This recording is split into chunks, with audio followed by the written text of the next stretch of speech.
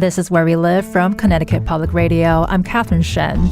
3 years into the COVID-19 pandemic, it can be hard to remember those formative and early moments. You may recall from March 2020 onward, there was a regular rotation of medical experts on your news channels. They helped keep us up to speed on what we knew about epidemiology of COVID-19 and the complex nuances of how that evolved. You might have heard the voice of one Connecticut native. Let's bring in Dr. Peter Hotez. Let's bring in Dr. Peter Hotez. Here's one U.S. vaccine scientist. Dr. Peter Hotez. Here to explain the trajectory of this virus, Dr. Peter Hotez. Dr. Peter Hotez, welcome to Fresh Air. And from his office at Baylor College of Medicine in Texas, Dr. Peter J. Hotez called out various strains of vaccine hesitancy as part of a larger anti-science movement here in the U.S. And behind the scenes, he helped to develop a COVID-19 vaccine, which earned him a Nobel Peace Prize nomination. Now, he's working on a new book due out on September 19th, The Deadly Rise of Anti-Science, A Scientist's Warning. The book is described as an eyewitness story of how the anti-vaccine movement grew into a dangerous and prominent anti-science element in American politics. And joining us now to discuss everything I just mentioned is Dr. Peter J. Hotez himself. He's Dean of the National School of Tropical Medicine at Baylor College of Medicine, and he's also the Director of Center for Vaccine Development at Texas Children's Hospital. Dr. Hotez, thank you so much for joining us today. Oh, good morning, and thank you for having me this morning. And you can also join the conversation. Let us know what questions you have. Give us a call at 888-720-9677 or find us on Facebook and Twitter at Where We Live. So, Peter, you've been out front and center on the science of vaccines. This is also well before the COVID-19 pandemic. Can you talk to us about what inspired you to write this book, especially since this is basically your third book since the pandemic? Well, I've been writing books now for a while, and in addition to being a working scientist and keeping up with the grants and the lab meetings and the research papers, and a lot of them are about this rise in anti-vaccine activism because it's so important. And the way I got involved is kind of interesting. I have 4 adult kids, including Rachel, who, when I was on the faculty at Yale, Rachel was diagnosed with autism and intellectual disabilities, actually at the Yale Child Study Center in New Haven. And shortly afterwards, there were false assertions that vaccines caused autism. And this came out after a paper was published in The Lancet making that claim in 1998. And so I was out in front always saying, no, this can't possibly be the case. And all of the experimental evidence has clearly shown it's not the case. And then I wrote the book. It was called Vaccines Did Not Cause Rachel's Autism, very straightforward title, which went into the evidence showing there's no link in what autism is, how it begins in early fetal brain development. And that wound up making me public enemy number 1 or 2 with the anti-vaccine groups. And so in addition to devoting my life to vaccine science, I found myself defending vaccines on the front row of vaccine anti-science, and now I've watched it really blow up during this time of COVID. Well, and that's also sort of the perfect segue into my next question. As you mentioned, your daughter Rachel and your 2018 book, Vaccines Did Not Cause Rachel's Autism, was a very, very personal look at the impact of influential anti-vaccine community and why misunderstanding around vaccines can be so, detrimental and impactful. How would you say, as you mentioned a little bit just now, the mechanics of this movement have evolved since then, especially with what we've seen with the current pandemic?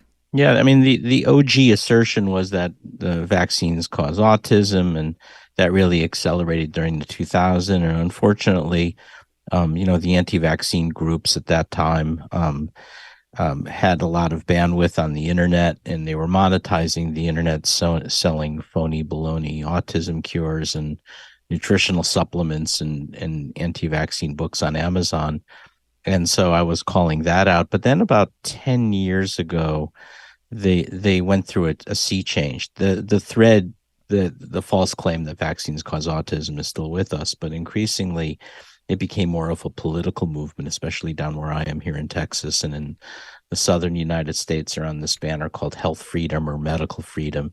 basically, asserting libertarian rights. You can't tell us what we want to do with our kids. And Texas kind of became then the epicenter of the anti-vaccine movement because it got political support. It got actually PAC money from the Republican Tea Party in Texas, and including one of the major PACs in Texas, Empower Texans, and they even created their own anti-vaccine PAC, their own anti-vaccine political action committee. We got up to almost 100,000 kids denied various vaccines because of this movement. And that's what came off the rails during COVID-19. That same libertarian anti-vaccine streak then really took hold around COVID-19. And ultimately, 40,000 Texans needlessly lost their lives because they refused to take a COVID vaccine after vaccines became widely available in the spring of 2021. So of the 94,000 Texans who've died in this COVID pandemic, so Texas is the worst affected state. Nationally, it's up there with California, but Texas has far fewer people.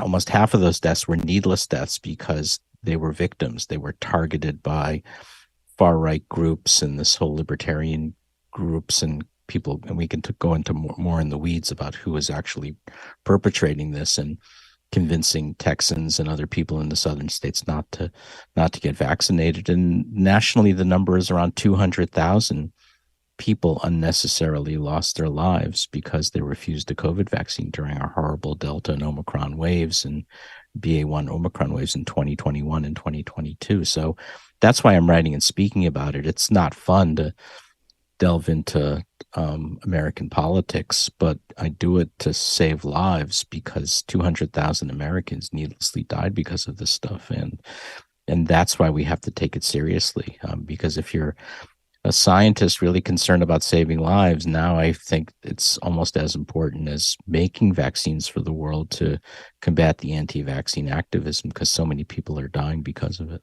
Well, and then you just mentioned that, because of what you just shared, this is not necessarily a new thing that we're seeing in terms of anti-vaccines or anti-science.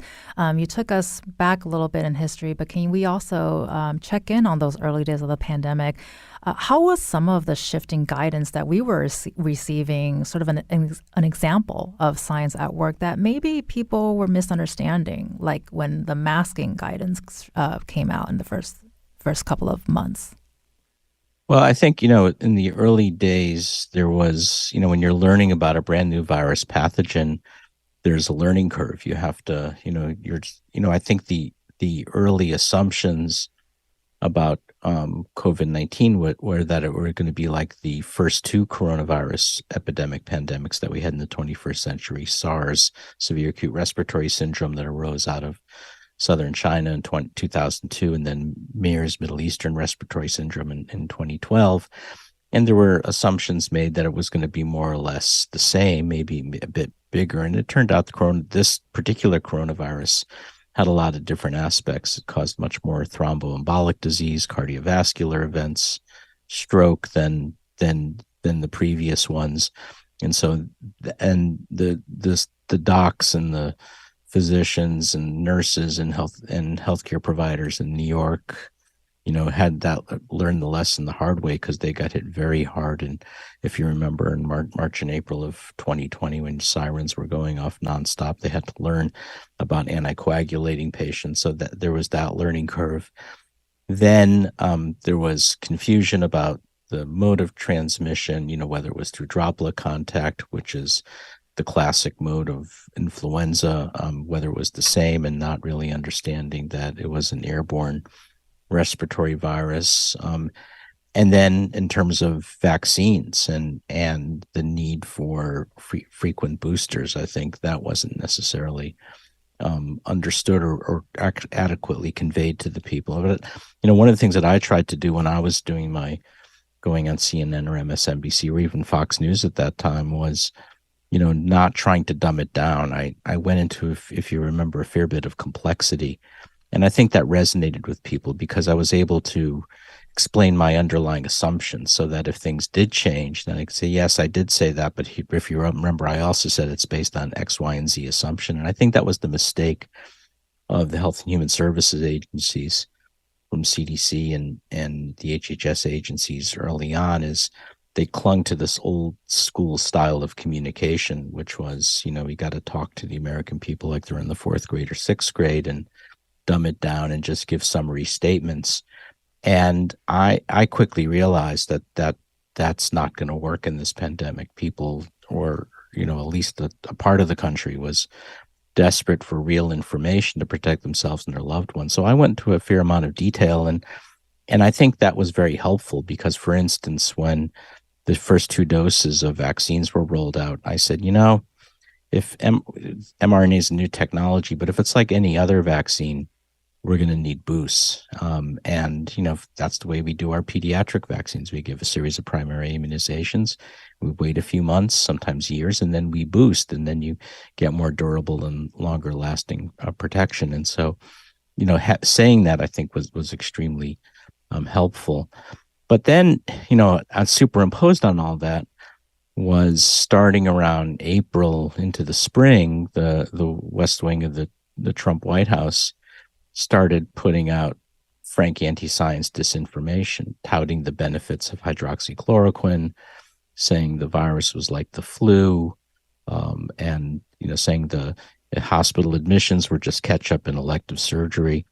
And I remember sitting in the green room of CNN and MSNBC and thinking, I know what this is because I've been going up against it for decades. This is anti-science disinformation. And I called it out, and I was one of the first to call it out, not because I'm so brilliant, but because I'd had all that experience going up against it. And that was one of the first times that it was really explained that this was intent to deceive the American people. And unfortunately, that banned me from the nighttime Fox News broadcast, although the daytime anchors hung in there with me for a little while longer. But I thought it was necessary. That was very tough to do, because then I became a target of people from the far right, of people supporting President Trump at that time. And that's when I saw something game-changing, which was, it wasn't just the usual anti-vaccine groups monetizing the internet, non-governmental groups. This was anti-science aggression or disinformation supported at the highest levels of the government, supported by far-right members of the U.S. Congress, both the House and Senate, the House Freedom Caucus, and then amplified nightly on Fox News. And then I saw them recruit a whole cadre of pseudo-intellectuals or contrarian intellectuals from far-right think tanks to give it academic coverage. This became an entire disinformation empire that actually got worse after Trump left office, and we can talk about that. Well, I was going to say, here you are in the daytime. So wanted to ask, too, you mentioned we were getting a lot of information coming out of March and April 2020, and also talking about there were so many assumptions made from all sides, but in general, there's a desperate desire for real information. And you've been out there in the public, spreading information that you knew. So how can public health messaging address that skepticism without sort of, contorting or kowtowing to it? Well, I think it's important, one, to like you say, stick by your guns and be able to speak about health and science information in detail and in accurate ways, and not to be fearful of when people weaponize health communication and when they actively promote disinformation, to call it out as such. And it's a little bit easier for people like myself. I mean, I'm an academic professor, but it's, if you're a health official, or if you're working for a local or state health agency, especially in a red state, then it becomes really tough, and then you're trying to kind of strike that balance, and threading that needle is really problem. My wife says I use too many metaphors. Threading that needle could be really, really problematic, but it's so critically important to do that, because now what you're seeing is these anti-science, anti-vaccine groups are not what they used to be. They're organized, they're well funded, and they're politically motivated, and they have the highest support of elements of the federal government, including far-right judges that were appointed by President Trump. And so this is formidable. So now you've got, for instance, the Proud Boys marching at anti-vaccine rallies. You've got, and so when I'm attacked, it's often from far-right extremists, and the threats are something like, well, the army of patriots is coming to hunt me down, and that's sort of nonsense. And so it is a formidable foe. And I think the other problem that we face is in our scientific and medical communities, there's this understanding that we at all costs, we're not supposed to politicize the science or medicine. And how do you do that without talking about it? So if we now know from studies reported by Charles Gaba, the health analyst, New York Times, Axios, National Public Radio, have all done the analysis, and overwhelmingly those who lost their lives since the first part of 2021 come from red states, and the redder the county, meaning red being Republican, blue being Democrat, the redder the county, the lower the vaccination rate, the higher the loss of life, so much so that David Leonhardt of the New York Times calls it red COVID. And, it's not that I want to politicize it. They politicized it. My view is, look, everyone's entitled to their conservative views, even extreme conservative views, but somehow we've got to uncouple the anti-science from this because it's killing so many Americans. And the problem is the academic societies, the federal government, agencies, even the National Academies of Sciences and National Academy of Medicine don't know what to do about it because, the thinking is at all costs, we don't talk about Democrats and Republicans or liberals or conservatives, but what do you do when the aggression is coming from one side? Or to paraphrase Elie Wiesel, neutrality is really favoring silence, and neutrality is favoring the aggressor in this point. And that's why I decided to speak out and describe it, again, not because I care about your conservative views or people's liberal views. I just want to save lives, and you can't talk about it without first talking about it, and that's what I've done in the book. And it was a tough book to write because it's so profoundly sad. So many, 200,000 lives lost is a societal force. That's one of the most lethal societal forces we know of in modern times in the United States. And yet we don't frame it at that. And I talk about these heartbreaking stories of people who refused vaccines and are dying of COVID, and in some cases in their last dying breath saying that COVID is a hoax. Or at the 11th hour, they said, okay, finally, I'll take the vaccine, not understanding that's not how it works. Vaccines are preventative. They're not therapeutic. Or in some cases, telling their family, don't do what I did, get vaccinated. And I never want to see that happen again. And that's part of the reason for writing the book also. Well, and also because case counts are now low, but experts have warned that this is likely drastically undercounted given at-home tests are more under the radar. What are your concerns at this stage of the pandemic here in the U.S. with most of the precautionary measures and tracking efforts are no longer in effect? Yeah, that's right. And we were depending a lot on the Johns Hopkins tracker, and that forms the basis of the daily reporting you might have seen in the New York Times or Washington Post. So we're not getting that. So I do worry that we're not paying attention. I think it's about time for those who have accepted the first bivalent booster. We know the mRNA vaccine technology is not holding up as well as other technologies as we'd like, so that it's wearing off in terms of protection. There's still some protection, but it's wearing off a lot against protection even against hospitalizations. So that if you were an early adopter of the bivalent vaccine like I was back in September, it's about time for a second bivalent booster. And hopefully we're going to be hearing something very soon from the federal government about that, authorizing it for some groups based on either age or other vulnerabilities. And not a lot of Americans are going to accept it. Only 17% of Americans took the first bivalent booster.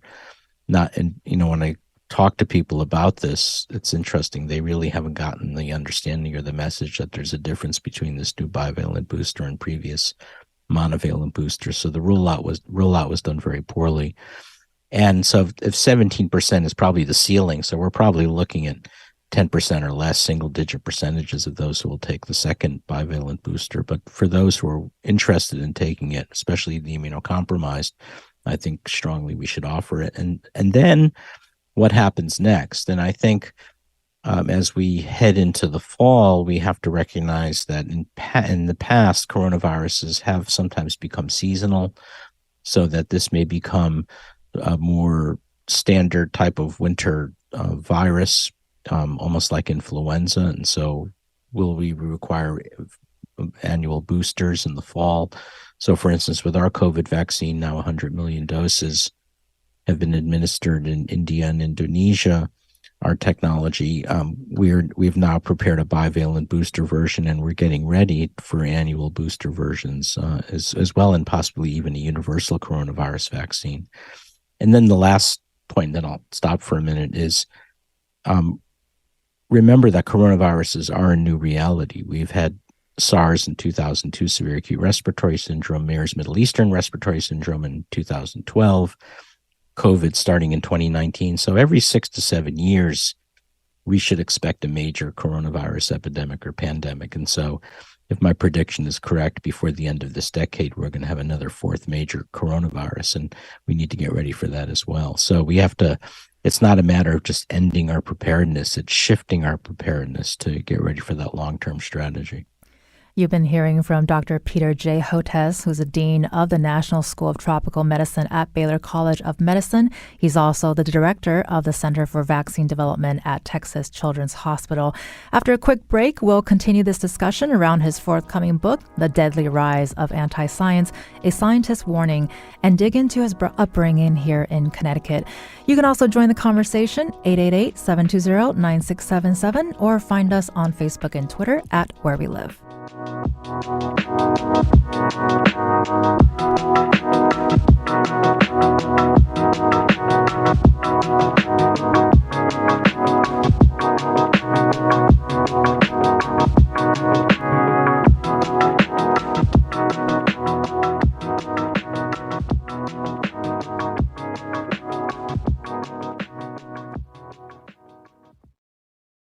This is Where We Live from Connecticut Public Radio. I'm Catherine Shen. We're back with Dr. Peter J. Hotez. He's a Dean of the National School of Tropical Medicine at Baylor College of Medicine, and he's also the Director of the Center for Vaccine Movement or Development at Texas Children's Hospital.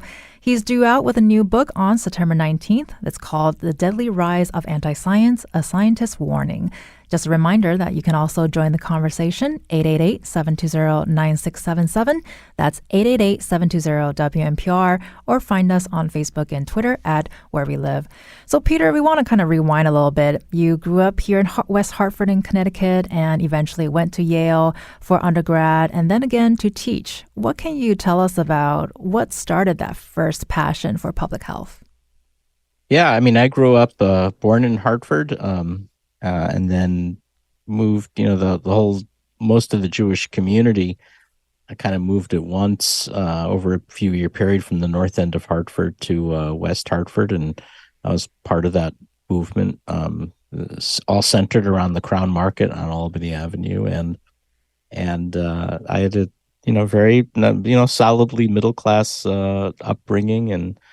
And there was a small brook by my home, and I found a small book in the library. I think it was in probably the north end branch of the West Hartford Public Library, called Hunting with a Microscope, and I became obsessed and convinced my parents to purchase me a serious microscope, which they did.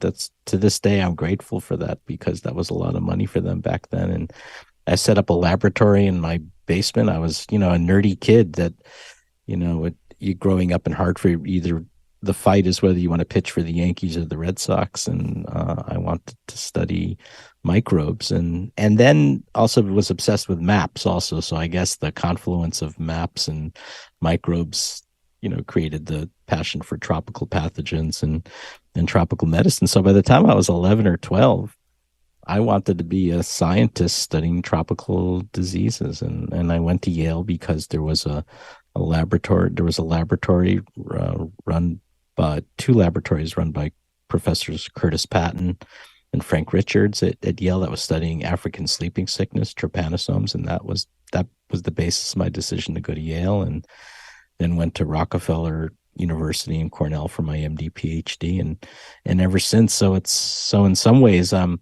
living out my boyhood fantasies in this ironic way, but I think so. The point is, being a scientist making vaccines for tropical diseases, we have now one for schistosomiasis that occurs on the African continent, causes a horrific illness of girls and women called female genital schistosomiasis. We're making that vaccine. It's in phase 2 trials, a hookworm vaccine, a leishmaniasis vaccine, a Chagas vaccine. And then about 12 years ago, we started making coronavirus vaccines because they were orphaned as well. And that allowed us to hit the ground running, making a COVID-19 vaccine. So the plan to have a life in science and microbes, that had started pretty early on. I think the part I did not anticipate was the public engagement piece and having to defend vaccines, and that I felt there was a vacuum, and if I had a daughter with autism, if I didn't do it, who would? And so that's also been a parallel path, which I also find quite meaningful in a very different way. Well, I want to thank you for starting a new tradition here. I think we're going to go with Microbe Mondays or Map Mondays, depending on your mood for the day.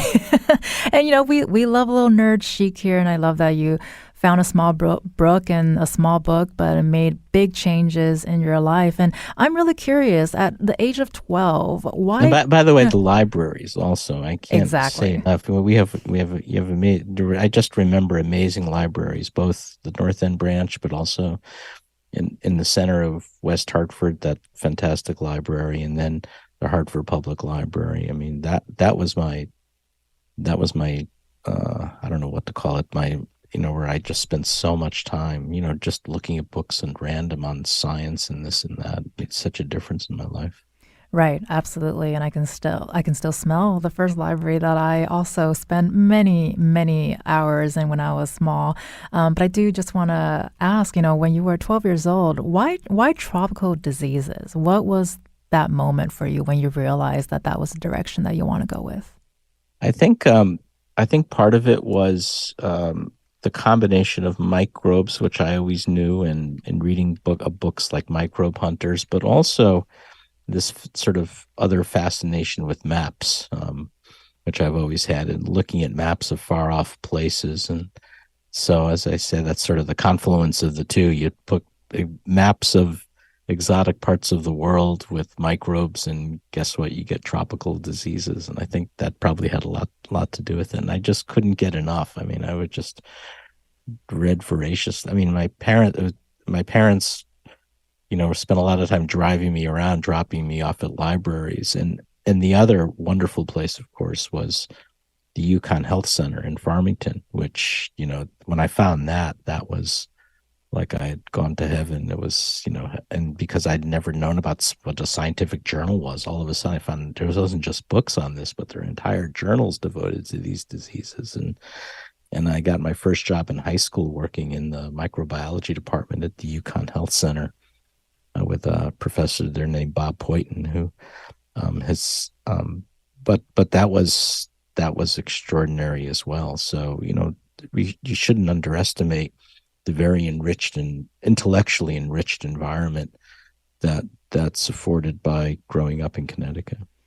Well, and I know you mentioned your reasoning for going to Yale to study your passion, but can you share with us a little bit of why you broke out the family tradition of going to Trinity College? Because you mentioned that your brothers and your father went to Trinity College here in Hartford.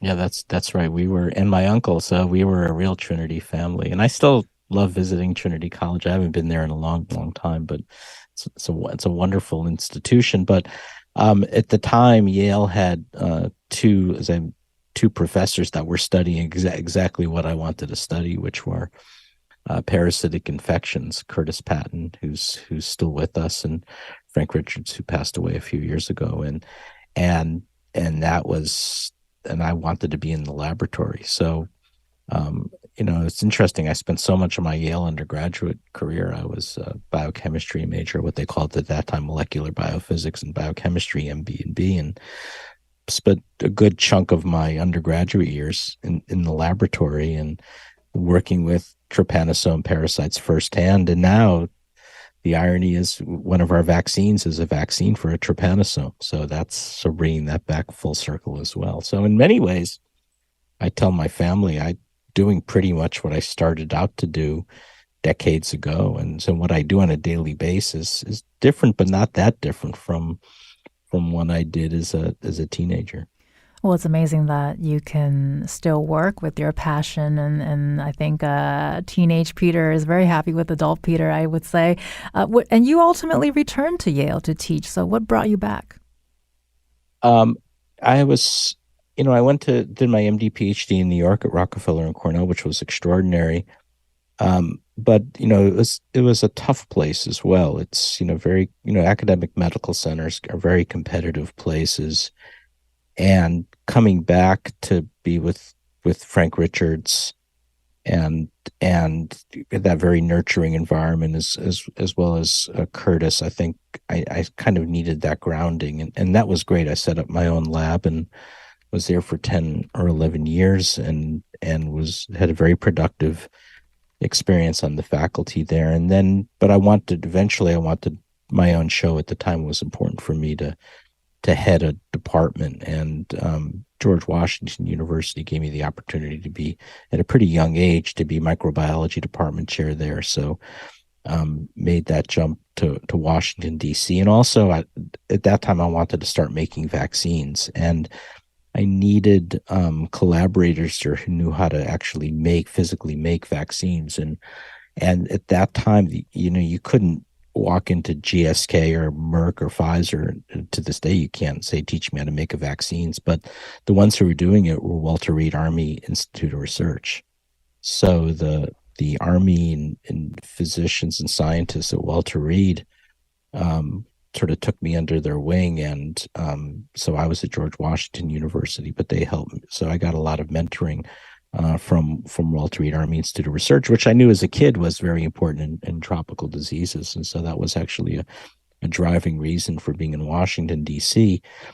And at the same time, when you were in Washington, D.C. in the 2000s, you were Rome at the height of the Roman Empire. So there was all of this legislation being passed around global health. George W. Bush was very committed to that, and he launched PEPFAR, the President's Emergency Plan for AIDS Relief. So I worked with the Bush White House, and that's how I got to know Tony Fauci especially well, although I'd known him before, but I got to know him quite well working on legislation for neglected tropical diseases. And that's how I started getting more involved in the public engagement role as well. So my experience in DC is something that I still treasure to this day.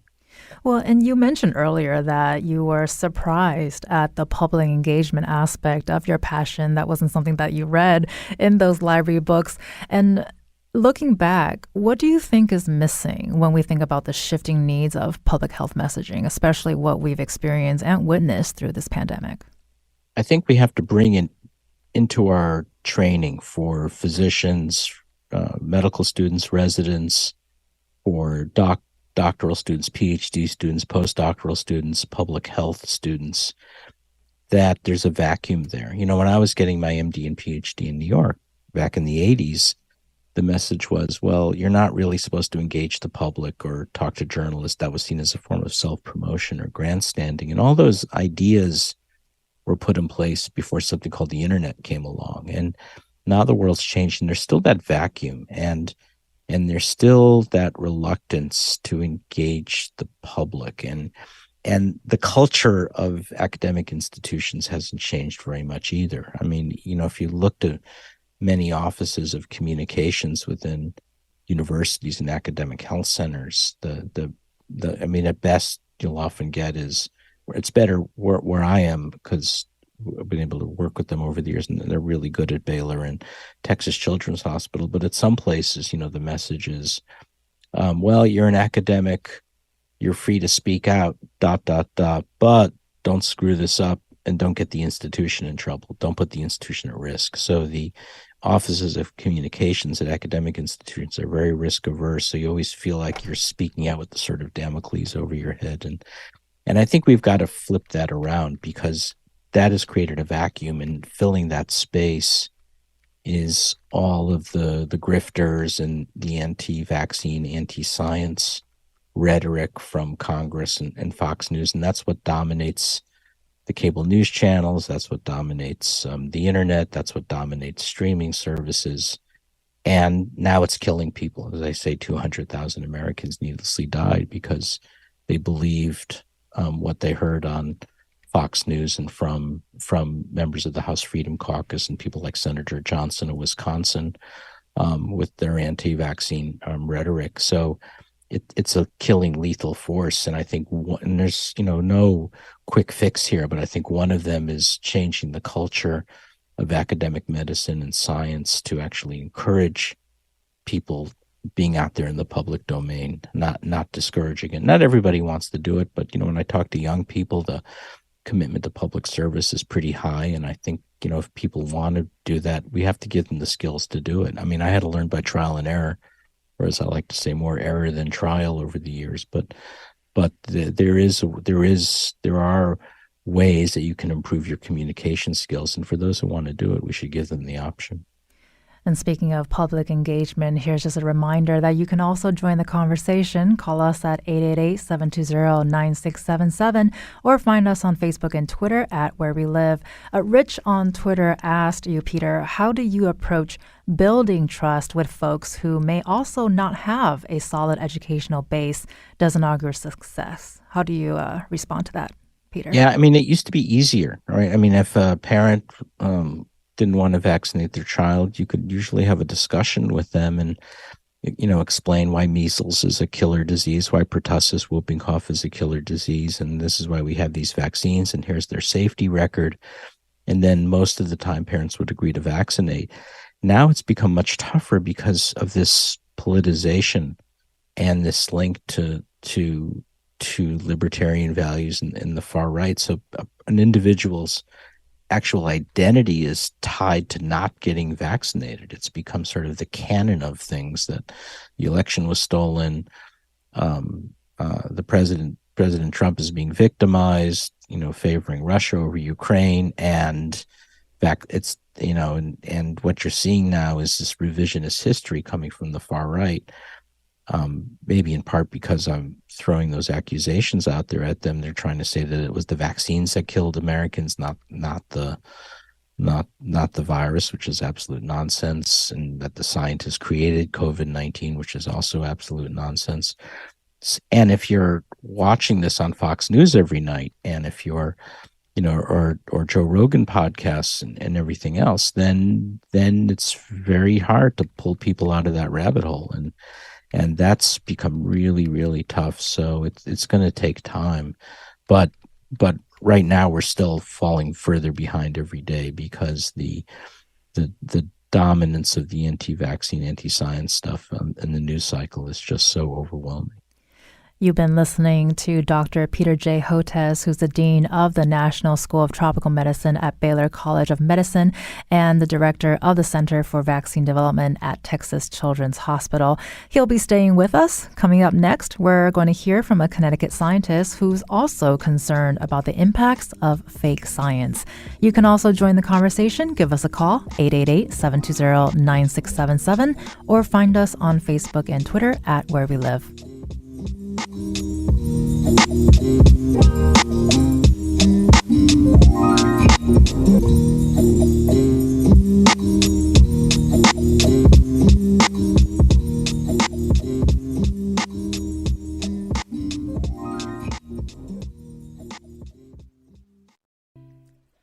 This is Where We Live from Connecticut Public Radio. I'm Catherine Shen. This hour, we're hearing from acclaimed scientist and Connecticut native Dr. Peter J. Hotez. He's due out with a new book on September 19th called The Deadly Rise of Anti-Science, A Scientist's Warning. Joining the discussion now is Marc Zimmer. He's a Connecticut College chemistry professor who's also concerned about the impacts of fake science. His latest book, Science and the Skeptic, was for young readers, helping them discern fact from fiction. Welcome to the show, Marc. Thank you. I'm really happy to be here. Marc, want to jump straight to it and ask, what's your response to what Dr. Hotez has said? Is there anything that jumped out to you? I think the parallels with climate change and the way climate change denial has been politicized and social media has sort of driven a split between people who believe in climate change and not. I think at the beginning with COVID, like Peter said, we didn't know much about it. Whereas climate change we've known for a couple of hundred years now, and still there's a political divide and a false balance. And that's sort of where we are with vaccines right now. All the evidence is in vaccines work, but there's still a political divide. So I think that parallel really struck me. I think that's right. I would agree. I would agree with that. In fact, when I was being targeted now by the far right, for my views on vaccines and COVID, I reached out to, or I can't remember if he reached out to me or I reached out to him, Michael Mann, who's at the time was a professor of climate science at Penn State University. Now he's moved to the University of Pennsylvania, to kind of seek his advice and counsel about how he dealt with it for climate, against climate denialism and that same political motivation. And we still stay in touch quite a bit. And I talk about Michael Mann and the parallels with climate science in the book, including this very interesting climate defense fund, because, one of the tactics that the anti-science people use is what's called legal thuggery. They threaten scientists with lawsuits and send letters on legal letterhead and who helps you with that. And so I've talked with him about maybe setting up something similar for the biomedical scientists. So I think Marc, you're absolutely spot on that there are similarities between what's happening now in biomedical sciences with what happened 10 years ago with climate science is still ongoing. So we've talked about so many different angles in regards to the COVID-19 pandemic this last hour. Marc, I want to ask, you also wrote about the infodemic at the start of the COVID-19 pandemic, which describes how the pace of scientific consensus couldn't keep up with the speed of reporting on the many studies, which you said fertilized the ground for conspiracy theories and false health advice. Can you talk about that a bit? Well, I think the main difference, Peter mentioned it too, when COVID came around, we had SARS and MERS as sort of models, but we were looking at a totally new picture and we didn't know very much. And everybody knew it was important. So all the scientists with the right background began working on it, including a whole bunch of scientists and economists and other modelers who probably didn't have the right background, all tried to find out what was happening with COVID. And so there was suddenly a huge glut of scientific publications and not enough people to peer review them to see whether the science was right. And so a lot of stuff slipped through, and then social media just echoed it and blew it up. Well, and Peter also spoke about this earlier about how politics comes in. So, Marc, I want to ask you too, you also wrote about how political identity can define beliefs even when it comes to science. Can you help us break that down? Yeah, so this is one of the problems. Peter mentioned it slightly, and in climate change, it's the same problem. It becomes an identity. So if you're see yourself as a very staunch Republican, part of that identity is not believing in climate change or not believing in vaccination. And also all the media you get, just because with the way search engines work and Twitter work, it all sort of starts sending you the same information. And you live in this sort of echo chamber in which, everybody's saying vaccines don't work, vaccines cause autism, or climate change is not real. And that's your political identity. And it's very, very difficult to dissuade somebody from that.